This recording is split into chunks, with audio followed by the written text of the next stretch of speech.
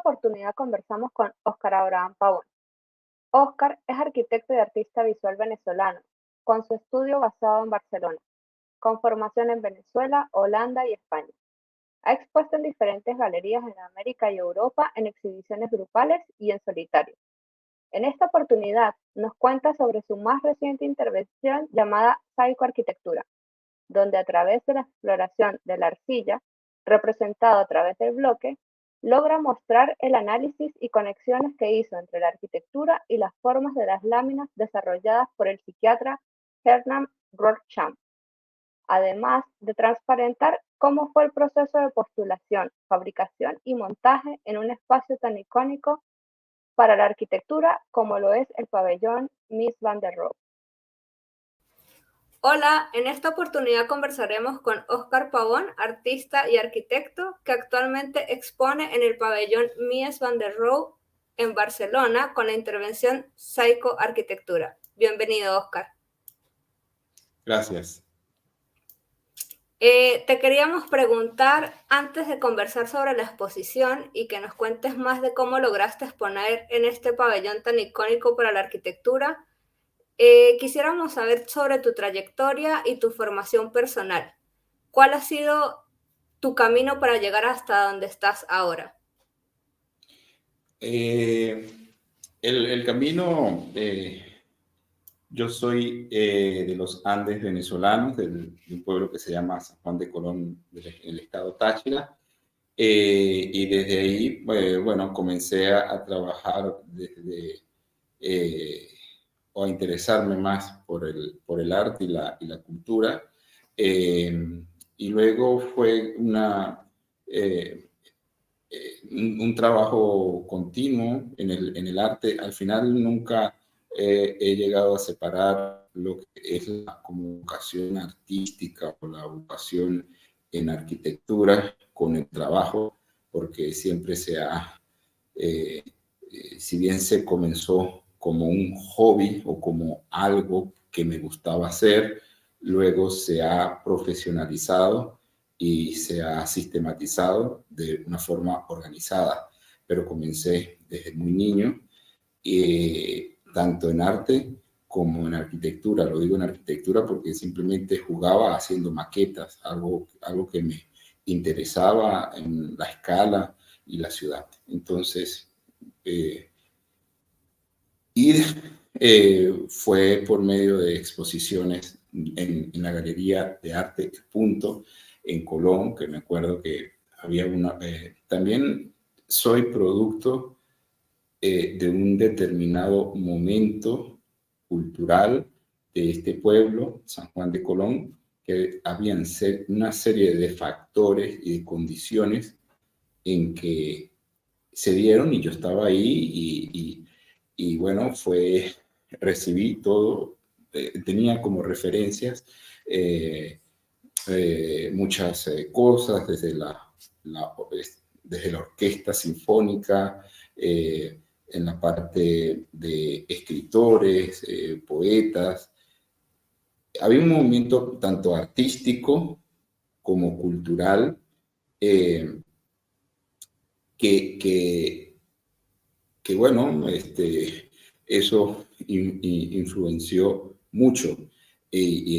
Por ejemplo, el mismo Ríos Reina, que es de San Juan de Colón, era director de orquesta, icónico, él es de San Juan de Colón. El centro, la Casa de la Cultura lleva su nombre y bueno, hay mucha gente que han hecho muchas cosas por el movimiento cultural, y todo eso fue un hervidero para que cualquier niño, en ese caso, no sé, años 90, pues pudiera disfrutar o tener acceso a un concierto, a expresiones artísticas y a eventos que eran culturales, que ha sido algo normal y natural para mí, ir a obras de teatro, ir a recitales de poesía, ir a orquestas, a escuchar música en conciertos, tanto en Navidad como en cierres de ciclos académicos, que hay presentaciones. Entonces, en ese contexto, siempre he estado en medios culturales. Entonces, y en ese espacio, pues, es como que dedicarse al arte. En mi caso comenzó siendo pintura, luego fue evolucionando a la escultura, a la instalación. Comienzo a estudiar arquitectura en la Universidad del Táchira, pero a la par hacía exposiciones, tanto en Venezuela. Comencé por ser un sitio fronterizo del Táchira, comencé participando en los salones regionales de Colombia, que son eventos importantes, participando en Cúcuta, en Pamplona, y luego fue evolucionando de forma natural y escaladamente. Entonces,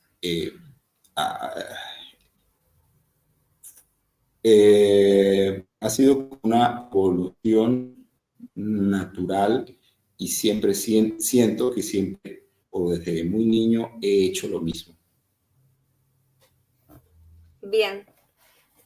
Pensando como en todo el camino que nos dijiste que has como transitado, ¿cuál crees que ha sido uno de los mayores retos? Porque si bien para los que son de Venezuela y saben, igual como que nacer en un pueblo, todo el mundo cree que ya de por sí tiene limitaciones porque no tiene la misma cantidad de cultura, así que muy bueno que tú lo mencionaste, que en tus inicios sí tenías acceso a eso, pero ¿cuál crees que ha sido el mayor reto para ti en tu evolución profesional o personal?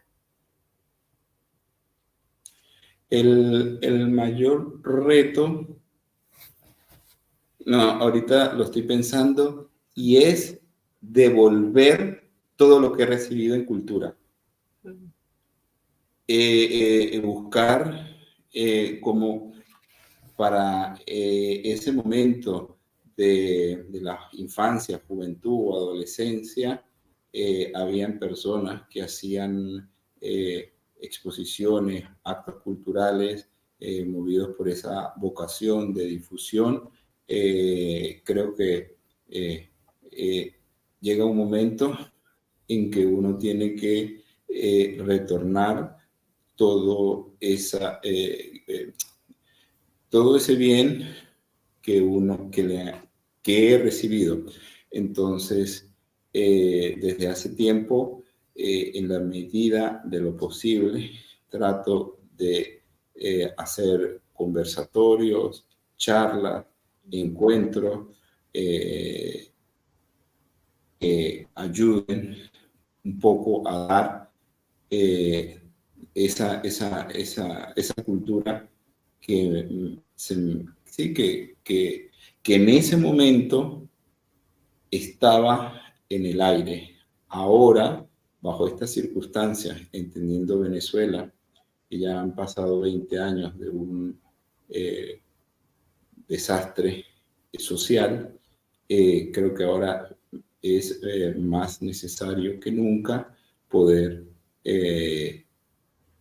contribuir, así sea en lo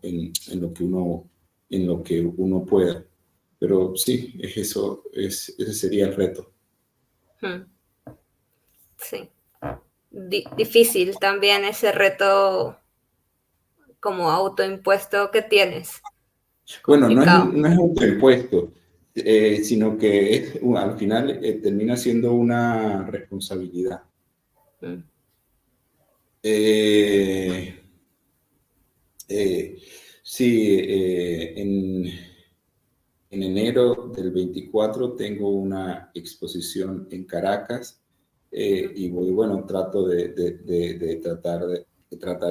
de hacer la mayor actividad posible para aquellas personas interesadas en el arte y en la cultura en general, eh, eh, que les interese este trabajo, o sea, la creación artística. Sí, te entiendo perfectamente.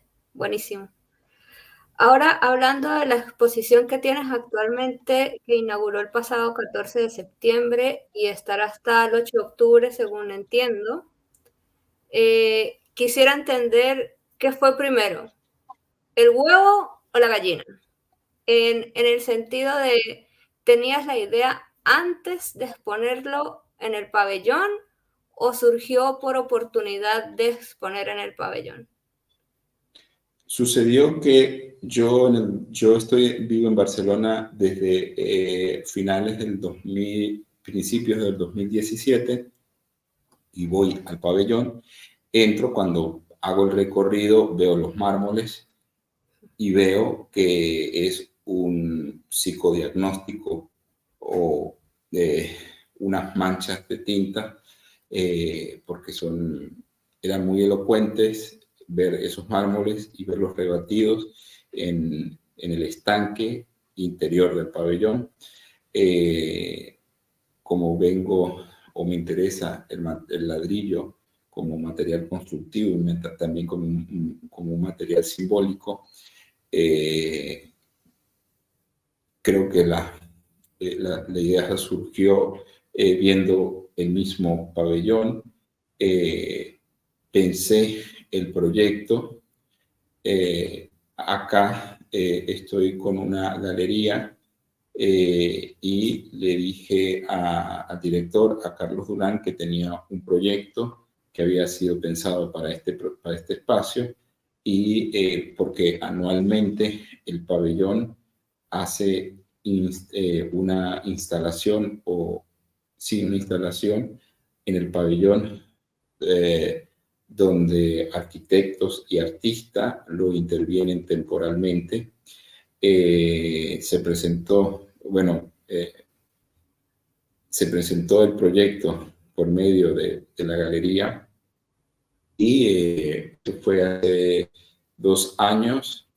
eh, Se iba a inaugurar el año pasado, pero por cuestiones de presupuesto se cambió a este, pero fue así.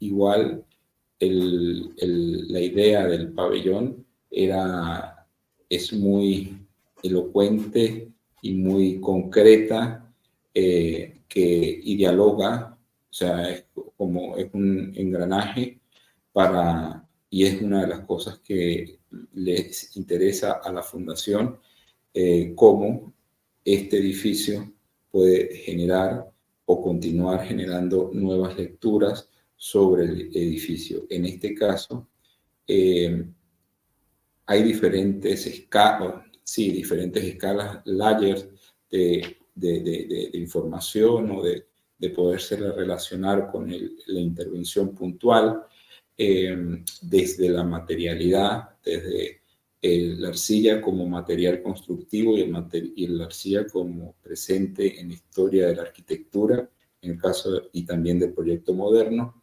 Este material que se ha conocido como un material pobre, pero también a la vez sincero. Entonces hay una gran relación entre este material pobre y sincero y el material o la exquisitez que tiene el pabellón, que son mármoles, travertinos, acero, cristal, agua, que para 1929 era a la aparición de un paradigma en el sentido de distribuir el espacio, de recorrerlo. Es interesante, la gente que venga y visite el pabellón está todo en un complejo ferial que fue diseñado para 1929 y lo que es, algunos edificios que se pueden ver en ese eje, se verá que todo es una especie de arquitectura neoclásica, y de repente está este elemento, este edificio a uno de los costados. Es importante decir de que este pabellón se inauguró en el 29, duró 6 meses la Feria Universal, se desmontó, y luego, con el tiempo, se buscó la forma de construirlo. Creo que en el 50 se intentó, cuando Mies estaba vivo, pero al final no se concretó y fue hasta 1986 en que se reconstruyó y a partir de planos que existían y algunas fotos, también porque Philip Johnson hizo una exposición en el MoMA sobre arquitectura moderna e incluyeron este edificio como un ícono de la arquitectura moderna, pero todavía no, o sea, solo mostraron las fotos y fue por la gestión municipal de Barcelona en el 84, 85, y en el 86 se reconstruyó. Los mármoles se volvieron a traer de las canteras originales. No son los mismos mármoles del 29, pero tienen la escala y tienen el mismo espíritu y tienen la misma característica de la época. Y se me fue, ¿cuál era la pregunta? No pasa nada, igual de verdad se me ocurrió otra pregunta en este momento y es viendo como toda la importancia y toda la historia que sabes del proyecto y obviamente la importancia que tiene para la arquitectura, ¿qué significó para ti poder intervenir en el espacio? Como a nivel personal, lo quiero decir, ¿no? Como personalmente, ¿qué representó para ti poder tener tu obra ahí? Sí, al final es un diálogo. Es un diálogo a partir de la materialidad y de ciertas características, vamos a llamarlas sensibles y constructivas. Porque en el fondo, esta casa o este proyecto de arquitectura se había pensado como la casa del futuro, y la casa del futuro, en principio, para el proyecto moderno, era una casa en blanco, limpia, minimalista, impoluta. Hay una intervención artística que se hizo años atrás en el mismo pabellón, que creo que fue una pareja de arquitectos que cubrió todo el pabellón con una especie de superficie blanca, toda, como un sticker, eran stickers blancos que plasticaron todo el pabellón. Aunque la idea, bueno, pero la idea era, en principio de esta instalación, era ver el edificio blanco como un proyecto cumbre de esta modernidad. El blanco está presente de una forma conceptual en el proyecto de Mies, pero también en el proyecto del ladrillo. La historia del ladrillo, de la materialidad, se habla, como dije anteriormente, del ladrillo como un material sincero. En la historia de la arquitectura, este componente se ha tratado de ocultar o de cubrir con estuco, y eso sucedió de una forma muy normal o normalizada en Inglaterra en el periodo victoriano, y fue Robert Morris que se percató de eso, y es en esa época, en 1850, en que comienza a tener esa relación de antropomorfización, antropomorfizar un material, darle cualidades humanas a un material, ser sincero a un ladrillo, pues entonces en ese momento comenzó a este ladrillo a ocultarse. Igual Mies diseñó varios proyectos con ladrillo a la vista. No le ocultó o no le colocó estuco o a cubrir la superficie blanca o cubrirlo. Está el monumento a la Revolución o el monumento a Rosa de Luxemburgo, que está hecho de ladrillos, bueno, que ya no existe, y está otro proyecto, la Casa de Ladrillo, que es un proyecto en el campo, Pero bueno, hay otro proyecto que es la Bolsa de Valores de Ámsterdam, que también le interesó mucho. Todo esto es porque este ladrillo, colocar un muro, porque al final de cuentas es un elemento arquitectónico que se coloca y que se coloca temporalmente en este pabellón con esos materiales exquisitos y se coloca este muro sobre el estanque de agua como si emergiera y en las fotos, en algunas se ve, pero la obra en sí se completa cuando la imagen se rebate sobre la imagen, sobre el estanque de agua y se forma ese test psicológico y se percibe. Hay una de las características, es un test muy arquitectónico en el sentido de que tú necesitas recorrerlo y que en la medida en que pasa el tiempo va a cambiar, la mancha es una mancha que cambia constantemente, no es la misma mancha en la mañana, en mediodía o en la tarde. Entonces, es una mancha que lo importante es lo que ve la persona, que es la pregunta que le hacen a todas las personas que invitan a hacer el test de Rorschach. Y bueno, hay una serie de coincidencias entre Hermann Rorschach, que es el inventor de las manchas del psicodiagnóstico, que es suizo, y al final son de la época de 1920, donde se sucede una serie de avances, tanto en la psicología como en el mundo de la arquitectura y en la literatura, que son algunas referencias para este proyecto. Como me ha interesado el ladrillo como superficie, como un elemento que se ha construido en la ciudad moderna latinoamericana, es un elemento muy presente en el perfil urbano de cualquier ciudad, que es el rojo del ladrillo, de este material sincero, y verlo que se había pensado como que el proyecto del urbanismo futuro iba a ser blanco, pero terminó siendo rojo. El rojo por el ladrillo. Entonces, desde ese criterio, tomo el material porque es lo que hemos heredado, se podría decir, de la herencia a lo heredado. De la herencia del proyecto moderno, de una arquitectura blanca, cúbica, pues nos quedó la herencia con ladrillo rojo, que se puede cubrir, como no se puede, o simplemente dejar a la vista.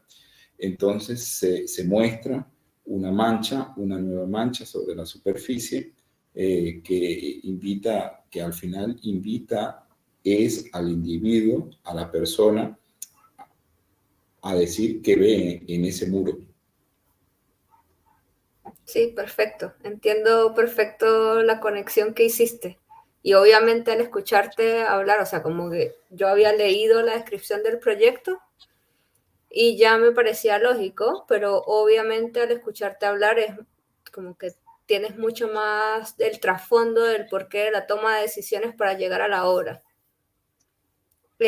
Con respecto a la intervención del pabellón, cuando hiciste la propuesta, ¿hay como alguna limitante con respecto a qué tanto puedes, entre comillas, invadir el espacio del pabellón?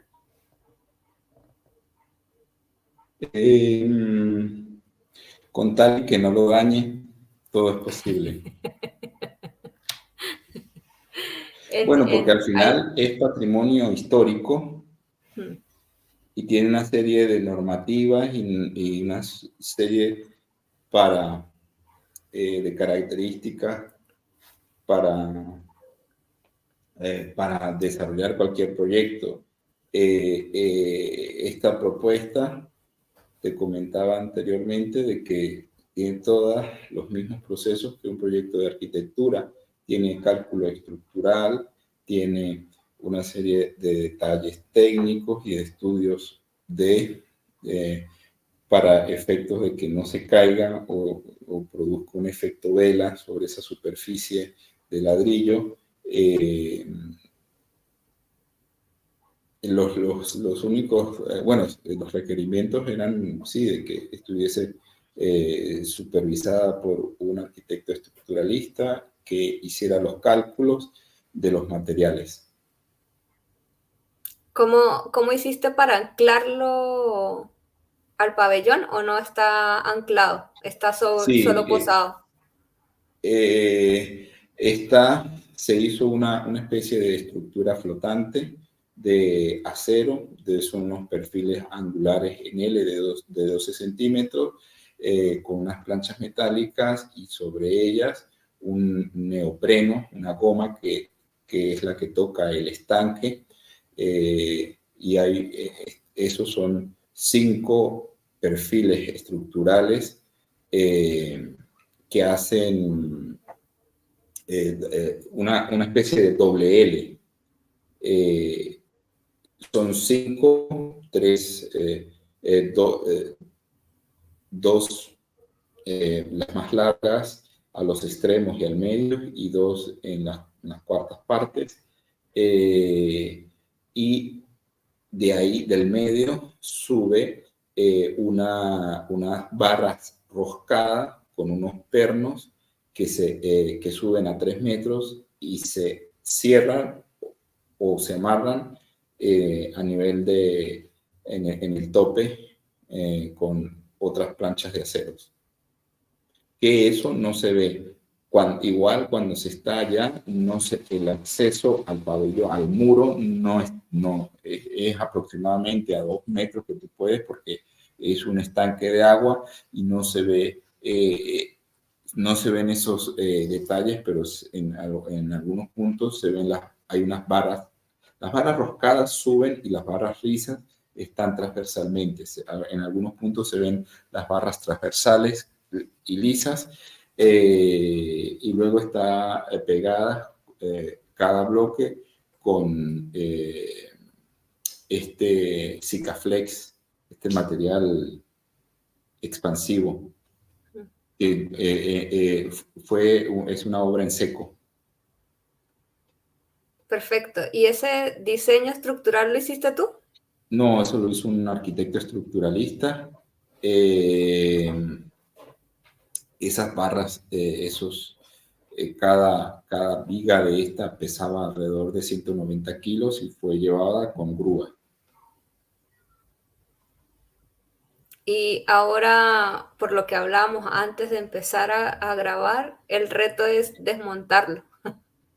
Sí, el reto ahora es buscar forma de retirar cada uno de los ladrillos sin partirlos. ¿Tienes como alguna idea de qué hacer con la instalación después de la exposición? Se está trabajando porque la idea es que bien sea una fundación, un coleccionismo, la misma municipalidad o alguna colección de cualquier parte del mundo se interese. Buenísimo. Sabes que, bueno, estaba hablando de tu exposición y de cómo intervenir el pabellón, y me dijeron de un texto de Denise Scott Brown y Robert Venturi, el de Aprendiendo de Las Vegas.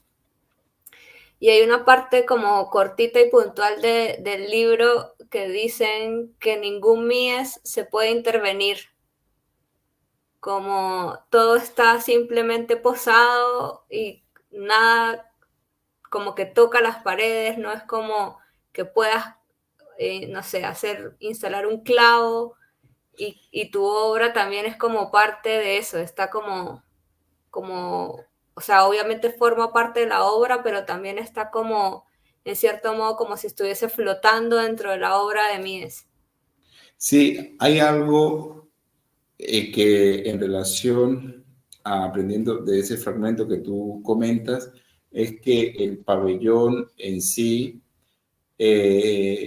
primero, las paredes son de travertino y de mármol. y no se puede colgar nada, ni siquiera nada sobre el muro. Es más, un cuadro, no sé, de Van Gogh o de Rothko, o cualquier maravilloso cuadro que exista, no podría ir en ese, ni el mejor, ni ningún cuadro, porque es un espacio donde no se permite ningún tipo de decoración. Y esto es importante cuando no hay espacio para la pintura, para colgar cosas o para algo decorativo. No hay espacio porque es como lo mínimo y que la contemplación es ver el espacio y no ver la obra que se cuelga. En ese sentido, el muro no cuelga, simplemente reposa sobre el estanque y, y se engrana o se empata con, al menos yo lo veo así, que no hay una alteración grave en la comprensión o en la lectura del pabellón, porque simplemente la intervención es un diálogo continuo de lo que ya existe. Es un diálogo del material, es un diálogo sobre la arquitectura moderna, sobre una serie de características que tiene ese pabellón. O sea, y que por el mismo hecho de que al ubicarlo en el estanque, que esa imagen se refleja y se integra, pasa a ser temporalmente parte del, del pabellón. Sí, en principio podría ser una buena imagen, como que es algo que emerge del estanque de agua y que va a durar 3 semanas y luego desaparece. Sí, te iba a preguntar también sobre el proceso de montaje, porque claro, yo he estado como muy atenta a los videos y las cosas que subes a tus redes sociales, y me llamó la atención que no quitaron el agua para hacer la instalación. No, por eso mismo se hizo todo, la estructura se hizo en un taller y todo es ensamblado. Se calculó todo, las barras roscadas no son de 3 metros, sino de 1 metro, para poder ir colocando los ladrillos. Hay unos 5 ejes donde suben estas barras, y entonces es un puzzle que vas armando poco a poco. No se no se descargó, no se sacó el agua por una cuestión del pabellón, por el clima o por una condición de un verano intenso. No se ha hecho ese cambio, simplemente tiene una bomba que va limpiando el agua, pero no sale desde hace, creo que, no sé, 2 años, o al menos este año no se ha hecho mantenimiento o no se le ha cambiado el agua al estanque. Ya. Perfecto. Otra de las cosas que quería saber, yo particularmente, hay como, cuando te ganas este tipo de espacios para intervenir, te dan como un monto al que debes apuntar para hacer la instalación. ¿Cómo funciona eso? El dinero. Sí, o sea, como, no sé, te dicen, sí, vas a intervenir y tienes, no sé, 1.000 euros para hacer la intervención. La propuesta aproximadamente costó 12.000 euros o más. Todavía no, bueno, pero eso hay, ¿cómo se llama? Sponsor. Sí. Sponsor que van, una galería con la que yo trabajo puso el acero, la otra parte puso otra parte, y así. La fundación colocó el arquitecto estructuralista, y se van sumando, pero en principio no hay una cantidad específica o tope. Bueno, Perfecto. obviamente entre lo que cabe, ¿no? Lo que cabe en que se pueda conseguir, en el caso del presupuesto del ladrillo, el fabricante de Real lo donó, pero ahí eran 2.500 o 2.600 euros, que si se contabilizan, pues ahí está, se va sumando, ¿no? Pero el proveedor dio ese material, y así con otras cosas. Claro, si le sumas más, así, esos gastos, el ingeniero estructuralista y así, más.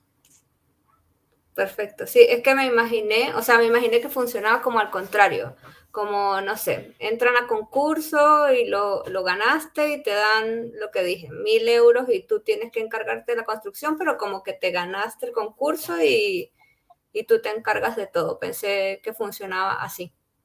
No, no, y también están mis honorarios eh, en la producción de 2 meses aproximados de trabajo. Claro. Y con respecto al tiempo de montaje, igual te dicen como tienes una semana para instalarlo o tampoco tienes como tiempo. Sí, porque el pabellón está abierto al público, y la idea, la producción se hizo en un taller eh, aparte, en un área acondicionada para trabajar con el ladrillo y trabajar con soldadura. Eh, se comenzó a trabajar el 1 de agosto, ya el 15 de agosto ya estaba hecho, y el 12 de septiembre se llevó todo para el sitio y se instaló en 2 días. Perfecto. Se podría haber instalado en un día, pero en el programa viendo el montaje. Y estuviste todos los días ahí en cada milisegundo, me imagino. Sí, bueno, porque yo era el responsable. Perfecto. Oscar, muchísimas gracias por tu tiempo y por todo tu conocimiento que compartiste con nosotros. Por favor, si No, quieres invitar a los que nos escuchan a ir a tu exposición o a futuras exposiciones que tengas, más que bienvenido. eh, bueno, a las personas que tienen o pensado pasar por el pabellón Mies hasta el 8 de octubre, va a estar abierto. Creo que hay solo un día que la fundación, que el pabellón cierra, creo que son los lunes. Gracias a ti por la invitación para hablar del proyecto en sí. Creo que el 27 de septiembre voy a tener una presentación donde hablaré más detalladamente sobre el proyecto en la fundación. Todavía no se ha creado el evento para invitar, pero sí va a estar reservado para 50 personas. Igual va a estar luego, se grabará y estará en internet. Y nada, los próximos exposición y trabajo está a principio de invierno, una muestra en Ámsterdam, y el 28 de enero en Caracas. Así Bien, que Bueno, también tanto en mi sitio web como en las redes sociales siempre voy sacando las cosas por hacer, lo que estoy haciendo. Y, y bueno, ahí seguimos. Seguramente tendrán más instalaciones y proyectos. Así es. De todas maneras, por si acaso quieren revisar el Instagram o las redes sociales de Oscar o su página web, las vamos a dejar en la descripción del video para que las puedan revisar y seguir todo el trabajo que hace Oscar constantemente, que nos nutre con su información en el Instagram. Muchísimas gracias, Oscar, por tu tiempo y por toda tu sabiduría. A ti, María Fernanda. La exposición en la galería se llama Materia Sincera Ok, ¿y en qué galería es? y se llama Lab 36. Y ahí tengo algunas piezas con ladrillos y unas pinturas. Entonces, se hizo para que la gente que se interese o muestre mayor interés y vaya al pabellón, pues vaya a la galería y la gente que vaya a la galería luego se invita al pabellón. Entonces son dos eventos. Perfecto.